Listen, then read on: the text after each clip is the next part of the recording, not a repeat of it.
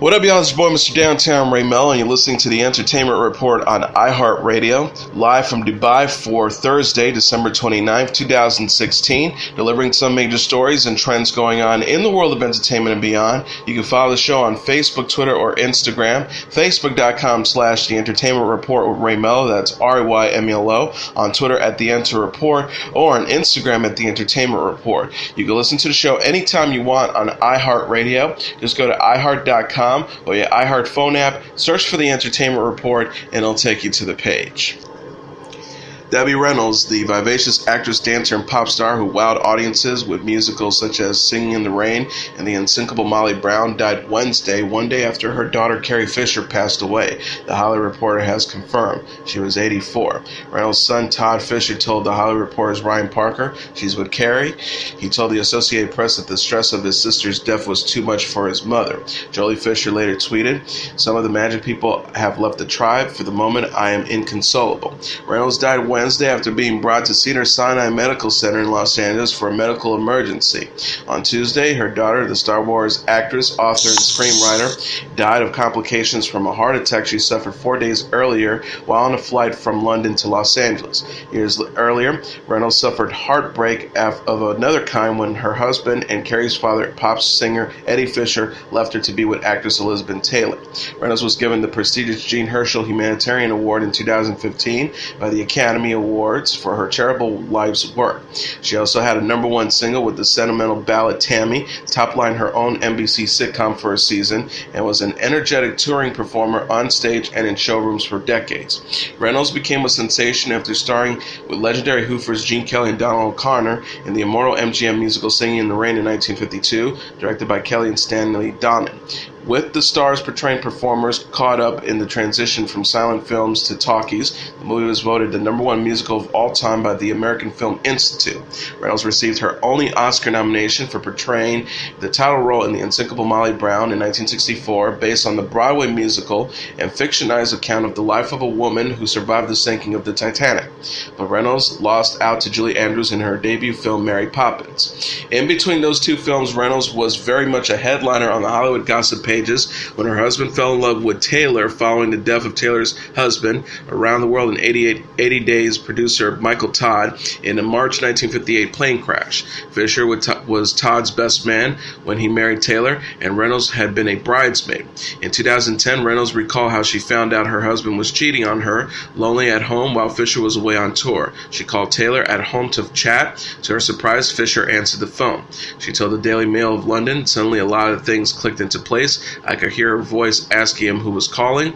They were obviously in bed together. I yelled at him, 'Roll over, darling, let me speak to Elizabeth.'" In her 2008 autobiography, Wishful Drinking, Carrie Fisher described her parents' breakup, which started when her dad flew to Elizabeth's side, making his way slowly to her front. Fisher wrote, he first dried her eyes with his handkerchief, then he consoled her with flowers, and he ultimately consoled her with his penis. This marriage made my mother awkward.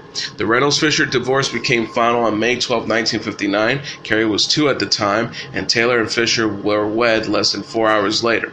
Taylor would go on to divorce Fisher in 1964 after she fell in love with Richard Burton on the set of Cleopatra.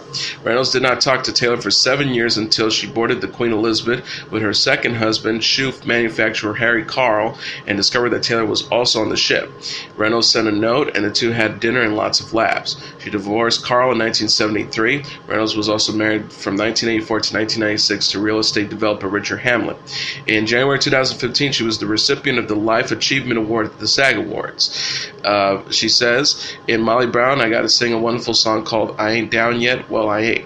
However, Reynolds was recently been saddled with health problems and was unable to attend the Governor's Awards in November 2015 to accept the Herschel Award on stage. Debbie Reynolds was born Mary Frances Reynolds on April 1st, 1932 in El Paso, Texas. At the age of 7, her family moved to Burbank, and at the age of 16, the 5'2" former Girl Scout was signed to a contract at Warner Brothers. After appearing in bit roles in such films as June Bride in 1948 and The Daughter of Rosie O'Grady in 1950, Reynolds attracted the attention of MGM. The studio gave the fresh-faced teenager a small but significant part as singer Helen Kane, I Want to Be Loved by You, and the Fred Astaire star Three Little Words in 1950, then signed her to a 7-year contract. In her next film, 2 Weeks with Love in 1950, Reynolds scored a hit song with the remake of Abba Dabba Honeymoon, a duet with Carlton Carpenter that made it to number 3 on the Billboard pop charts. After the success of Singing in the Rain, Reynolds spent the rest of the busy decade starring in good-natured girls in such musical and lighthearted comedies as The Affair of Dobie Gillis, 1953, opposite Bobby Van, Donovan's Give a Girl a Break in 1953, Susan Slept Here in 1954 with Dick Powell, Athena in 1954, and Hit the Deck in 1955, both alongside Jane Powell. The Tenor Trap in 1955 with Frank Sinatra, Bundle of Joy in 1956 with Fisher at the height of their relationship, The Cater Affair in 1956 as the daughter of Betty Davis and Agnes Bergheim, the Tammy and the Bachelor in 1957 playing a backwards innocent opposite Leslie Nielsen, and The Gazebo, and It Started with a Kiss, two 1959 films in which she was coupled with Glenn Ford. In the 1960s, Reynolds made notable appearances in the epic How the West Was Won in 1962, My Six Loves 1963 opposite Cliff Robertson, The Singing Nun in 1966, and Divorce American Style with Dick Van Dyke. The actress embarked on the Debbie Reynolds Show for the start of the 1969-1970 TV season, but quit the sitcom after getting into a fight with NBC over cigarette commercials. She surrounded her 50% interest in the show and later called the move the stupidest mistake of my entire career. The series, produced by I Love Lucy's Jess Oppenheimer, had Reynolds playing the wife of a sports writer played by Don Chastain. It lasted 26 episodes. In 1981, she welcomed visitors to Hawaii for the short-lived ABC series Aloha Paradise. Her other TV appearances included episodes of Madam's Place, Alice, The Love Boat, Hotel, The Golden Girls, Wings, Roseanne, Rugrats, and Will and Grace as Deborah Mensing's entertainer mother. In 1996, Reynolds received a Golden Globe nomination for playing Albert Brooks' mom and mother, and in 2013 she appeared as another mother, that of Liberace, played by Michael Douglas, in Steven Soderbergh's HBO biopic Behind the Candelabra. Her recording of Tammy spent 5 weeks at number 1 in 1957 and was nominated for an Academy Award for Best Original Song. Reynolds performed it during the 1958 Oscar ceremony. The tune gave Reynolds the distinction of being the only woman to have a number 1 record in the span between July 28, 1956 and December 1, 1958. Reynolds also scored top 25 Billboard hits with A Very Special Love in 1958 and Am I That Easy to Forget in 1960. On stage, Reynolds earned a Tony Award nomination for the 1973 revival of Irene, and the early 1980s replaced Lauren Bacall as the lead in the musical version of Woman of the Year. In 1989, she began a national tour with the production of The Unsinkable Molly Brown. Throughout the years, she was a constant presence in Las Vegas. Reynolds amassed a huge collection of movie memorabilia during her career and auctioned off some of it in June 2011. Items include the white dress Marilyn Monroe wore over a subway grate in 1955's The 7-Year Itch. The winning bid was $4.6 million. A pair of Judy Garland's red slippers from The Wizard of Oz in 1939. A Harpo Marx hat and wig, and costumes from Ben-Hur 1959 and Mutiny on the Bounty in 1962. She said at the time, I still have a lot of my things, but I decided to become rich. She put more items, like a hat that Vivian Leigh donned in Gone with the Wind in 1939 and Gregory Peck's military jacket from MacArthur in 1977, up for sale in May 2014. Her son Todd is also from her marriage to Eddie Fisher. Survivors also include her granddaughter, actress Billie Lourd.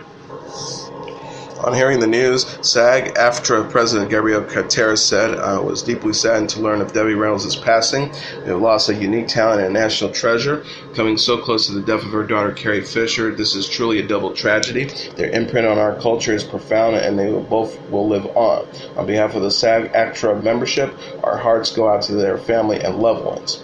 Fellow friend and actress Carol Channing said of Reynolds, she was beautiful and gorgeous. It seems like only yesterday she was having lunch here at the house, and we were discussing the possibility of working together in a new show. I have some fond memories of appearing with her here at the McCallum Theater in Palm Springs. So many laughs. My prayers go out to the family. She will be missed. Reb Taylor, who appeared with Reynolds on stage in Las Vegas for years, and said, I was blessed to work with this remarkable woman for 45, almost 50 years. That makes for a very rare bond and unique relationship. She was generous to a fault, never caring who got the laugh from the audiences. I will always love her. I'm absolutely devastated tonight. Other Hollywood notables went to social media to share their condolences for Reynolds. Sean Hayes tweeted, "It is beyond astonished that both at Carrie Fisher and at Debbie Reynolds 1 have left this earth. I'm overwhelmingly adored and admired them both." Anna Kendrick wrote, "An American treasure." William Shatner tweeted, "Debbie Reynolds was one of the last Hollywood royalty. It breaks my heart that she is gone. I hope that my grieving was done for 2016. Lin-Manuel Miranda wrote, "I'll never say no to you." Sarah Paulson wrote, this devastating moving photograph, just this. It shows a photo of young Carrie Fisher watching her mother perform on stage at the Riviera in Las Vegas. Zoe Saldana wrote, "Today is officially a sad day. As a mother, my heart goes out to Debbie Reynolds and her daughter Carrie Fisher, RIP, DB, and CF." Christina Applegate wrote, "I can't take this to the whole family. I'm so gutted. I'm so sorry." Seth MacFarlane wrote, "My favorite Debbie Reynolds recording. She was one of the last of the true Hollywood talents, actress, singer, dancer," and he's referencing to the song Tammy. Ellen DeGeneres wrote, "I can't imagine what Carrie Fisher and Debbie Reynolds' family are going through this week. I send all of my love."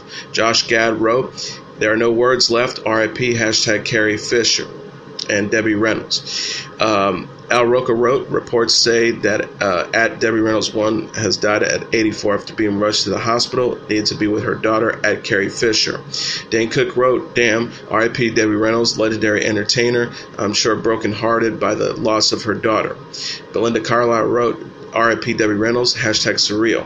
Albert Brooks wrote, "Debbie Reynolds, a legend, and my movie mom. I can't believe this happened one day after Carrie. My heart goes out to Billy." Dean Kane wrote, "Oh man, #Debbie Reynolds, #RIP, #broken heart." Daryl Hannah wrote, "Peace and love, Debbie Reynolds, singing in the rain." Debbie Allen wrote, "Debbie Reynolds, God is holding you and Carrie in his hands. We will always speak your name. Love you, Debbie Allen."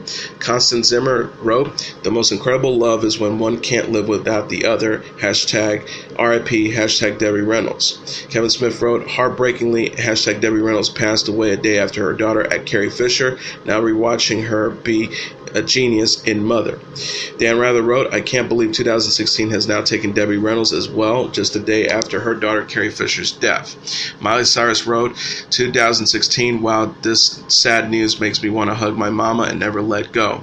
Larry King wrote, "Debbie Reynolds was pure class. She was loving, talented, beautiful, unsinkable. I feel sorry for anyone who never got a chance to meet her." Brie Larson wrote, "My thoughts and love are with their family." Ron Perlman wrote, "I have had occasions to hear of husbands going within days of their wives and vice versa, but never before a mom for her.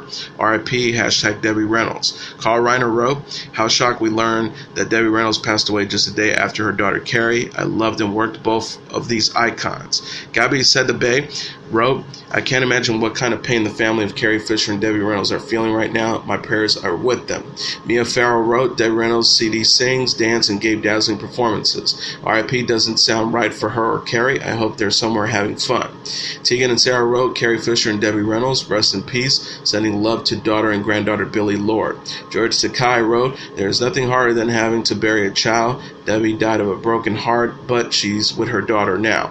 Octavia Spencer wrote, "Lord, Debbie and Carrie, RIP 2016 has seen a lot of sadness, prayers for their family, and so many others affected by the loss." Alyssa Milano wrote, "Dear Debbie Reynolds, I totally get it. Hug her so tight for all of us." Bed Miller wrote, "Debbie Reynolds has just died. This is too hard to comprehend. Beautiful talent, devoted to her craft. She follows Carrie dead days ago." Ariana Grande wrote, "I love you, Billy, so much. Rest in peace, Debbie Reynolds." Deborah Messing wrote, "Debbie went to be with Carrie. She always worried about her. Carrie left too soon, and now they." Katie Couric wrote, "Oh no, now Debbie Reynolds, one day after Carrie Fisher. I'm really starting to hate 2016. Dwayne Johnson wrote, "So blown away and saddened by this Debbie Reynolds news a day after her daughter Carrie passed away. So much love and strength to their family." Bernadette Peters wrote, "Carrie Fisher, Debbie Reynolds, RIP." Ashley Tisdale wrote, "The loss in the last 2 days, rest in peace, #Debbie Reynolds, #Carrie Fisher." Larry Wilmore wrote, "In my top 10 all-time favorite movies, this scene always makes me happy. RIP Debbie Reynolds," referencing to a clip from Charlotte's Web, in which she voiced Charlotte. Cher wrote, "This is beyond heartbreaking. Debbie was an idol. I've seen Singing in the Rain a million times. Love all her films. Words are inadequate."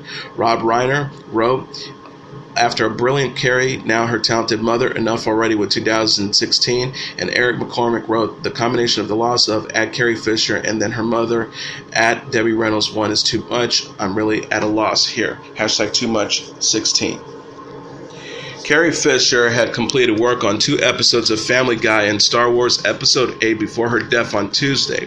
Variety reported Fisher is set to appear on Family Guy in her recurring role as Angela, a supervisor to main protagonist Peter Griffin, voiced by creator Seth MacFarlane, at the brewery where he works. Fisher first joined the long-running Fox animated series in 2005 and has voiced Angela across 20 episodes. MacFarlane offered his condolences on Twitter, writing Carrie Fisher was smart, funny, talented, surprising, and always a hell of a fun time to be around. Family Guy will miss her immensely. Fisher had completed work on Star Wars Episode 8 in her most famous role as Leia Organa. Production on the film wrapped up in July and it's in post-production. Fisher was slated to appear in the next entry, Star Wars Episode 9, that begins shooting in 2018, Variety reported. She will also be seen guest starring in the 3rd season of the British comedy Catastrophe when it airs in the spring. The iconic film star died at the age of 60 after going into cardiac arrest on a flight from London to Los Angeles. Dwayne Johnson and Henry Cavill sent fans into a frenzy by hinting at a Black Adam and Superman crossover Sunday. The 44-year-old American actor and 33-year-old British star who played Black Adam and Superman in the DC Comics cinematic universe sparked speculations by posing together for a new photo. Johnson captioned the picture, "Merry Christmas and Happy New Year from Black Adam and Superman at Henry Cavill. Today we drink like gentlemen and come together as friends. We're excited for what the future will bring. Hashtag dangerous gentlemen. Hashtag DC Worlds will collide. Hashtag Black Savagery." Johnson posted received over 985,000 likes from excited fans. They confirmed he and Cavill spent Christmas together after an artist shared a fan art of Black Adam and Superman that received hundreds of likes. He tweeted Tuesday, "We had Cavill over to the Johnson family household for Christmas. A good day, tequila and whiskey. Hashtag Black and Subs." Johnson will debut as Black Adam in the movie Shazam, which is slated for release April 5, 2019. He previously denied he would fight Superman in the film, causing fans to believe he may appear in the Superman movie Man of Steel 2, which has yet to set a release date. The actor tweeted in April, "Won't happen in the first movie, but nothing would make me happier. He's got it coming. Hashtag Black Adam vs. Superman. Hashtag Shazam." Cavill first played Superman in Man of Steel in 2013 and reprised the character in Batman vs. Superman, Dawn of Justice, which opened in March. He will next portray the superhero in the Justice League, which opens November 17, 2017.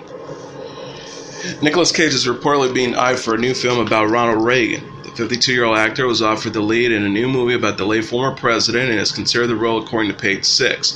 Cage is said to be unsure about the project because the film will portray Reagan in a flattering light. He is reportedly worried taking the role might infuriate the liberal Hollywood crowd and damage his career. The star's publicist Stephen Havain said of the potential casting, "It's way too early in the development process." Will Ferrell was linked in the spring to a different project about the presidential Reagan. The actor pulled out after Reagan's daughter Patty Davis and others objected to the movie, a comedy that plays on the late leader's dementia. Davis wrote in an open letter to Ferrell in April, "Alzheimer's doesn't care if you are president of the United States or a door worker. It steals what is most precious to a human being: memories, connections, the familiar landmarks of a lifetime." She also added, "Alzheimer's is the ultimate pirate, pillaging a person's life and leaving an empty landscape behind. Perhaps your comedy would like to visit some dementia facilities I have. I didn't find any comedic there." Reagan served as president of the United States from 1981 to 1989 and died at the age of 93 in 2004. Cage is also slated for the thriller Arsenal with John Cusack and Mom and Dad with Selma Blair. Scarlett Johansson is the top-grossing actor of 2016, according to Forbes. The magazine reported Tuesday that the 32-year-old actress, known for playing Black Widow in the Marvel Cinematic Universe, brought in $1.2 billion at the box office this year. Johansson starred as Black Widow in Captain America: Civil War, which earned over $1.15 billion alone.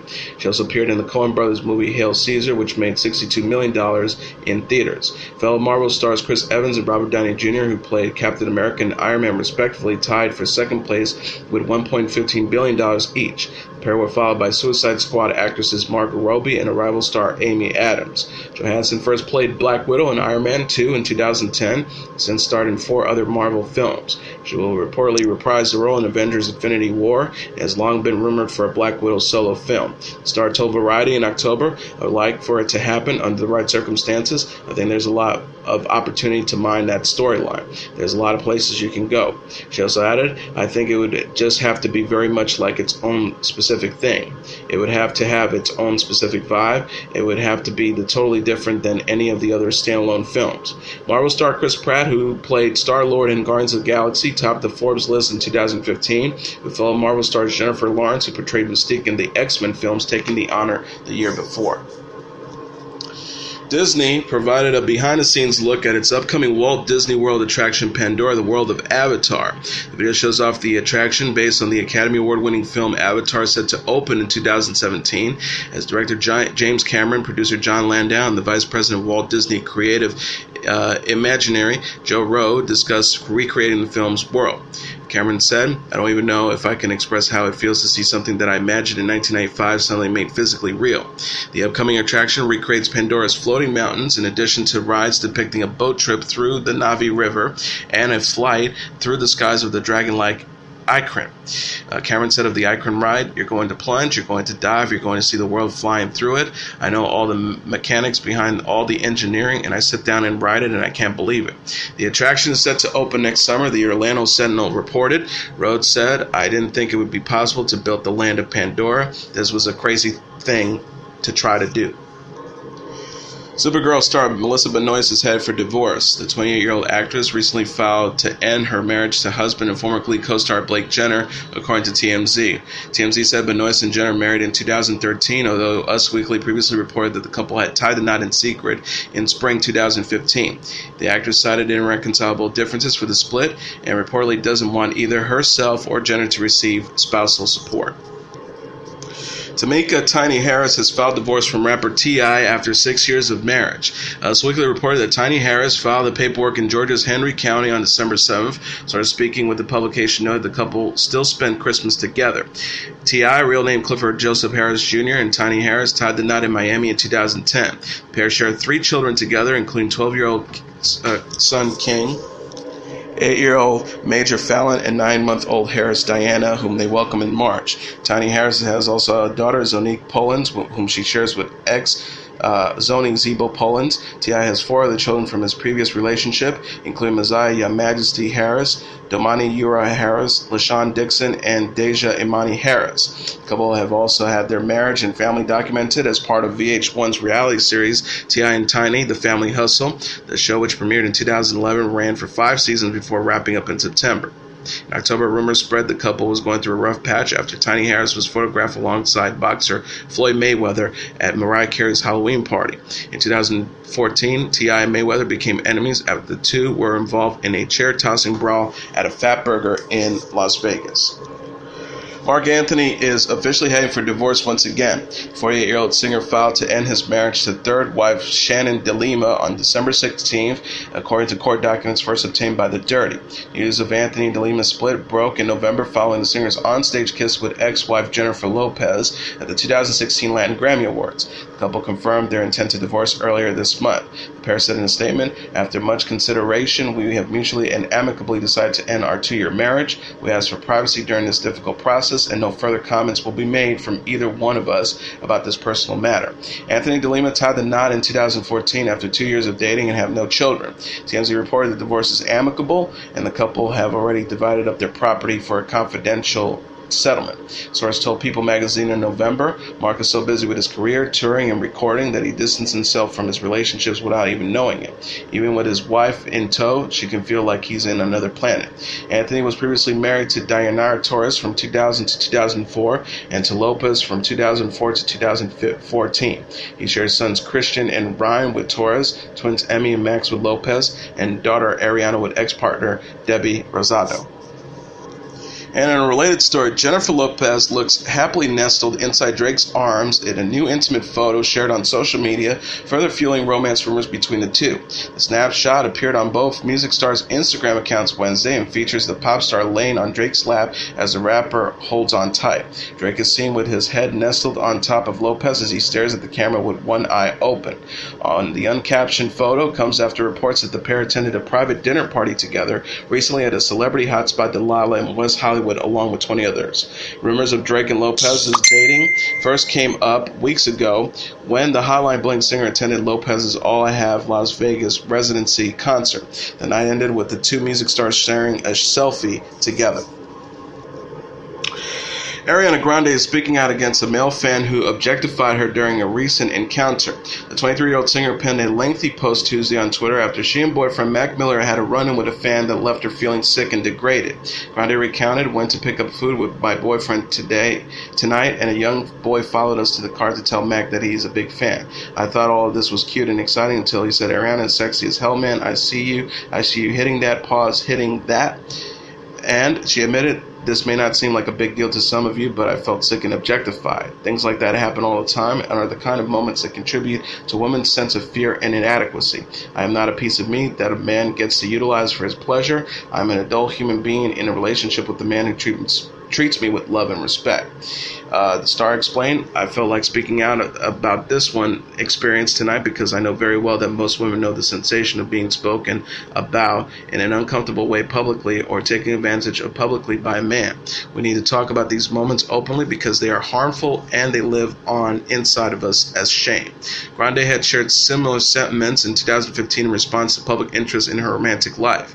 She took to Twitter after the Sun reportedly quizzed her about ex-boyfriend Big Sean and her then-rumored love interest Neil Horan. Here are the top 10 songs on the Billboard Hot 100 singles charts for the week of January 7, 2017. Number 10, Drake with Fake Love. Number 9, Machine Gun Kelly and Camila Cabello with Bad Things. Number 8, Maroon 5 featuring Kendrick Lamar with Don't Wanna Know. Number 7, DJ Snake featuring Justin Bieber with Let Me Love You. Number 6, Ariana Grande featuring Nicki Minaj with Side to Side. Number 5, Zay Hilfiger and Zayn McCall with Juju on That Beat, TZ Anthem. Number 4, Bruno Mars with 24K Magic. Number 3, The Chainsmokers featuring Halsey with Closer. Number 2, Ray Sermon featuring Gucci Mane with Black Beatles. And the number 1 song on the Billboard Hot 100 singles charts for the week of January 7, 2017, The Weeknd featuring Daft Punk with Starboy.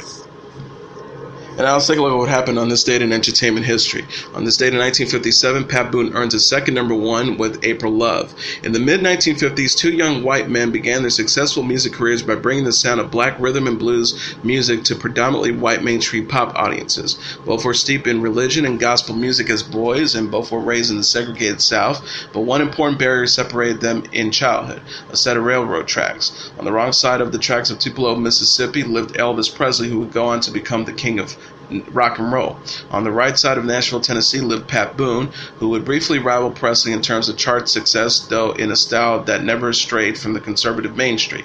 On this date in 1957, in a year most people now know associated with the music of early rockers like Elvis, the Everly Brothers, and Buddy Holly, Pat Boone earned the second of his three career number 1 hits with April Love that topped the Billboard pop charts. The gentle ballad April Love was the theme song from a long-forgotten 1957 film of the same name, starring Pat Boone as a delinquent kid from the rough streets of Chicago who finds true love on his uncle's Kentucky farm in the form of a neighbor's daughter played by a young Shirley Jones. It was Boone's second film of the year after Bernadine, and its theme song topped the charts just 3 weeks after the somewhat more raucous title tune from Elvis Presley's third film, Jailhouse Rock. Fully embraced by mainstream media and advertisers, Pat Boone had just become the host of ABC's television's The Pat Boone Chevy Showroom variety show when April Love began its climbing up the charts. From that point forward, Boone's hugely successful in the 50s career. He continued to sing primarily mainstream ballads like April Love and his first number 1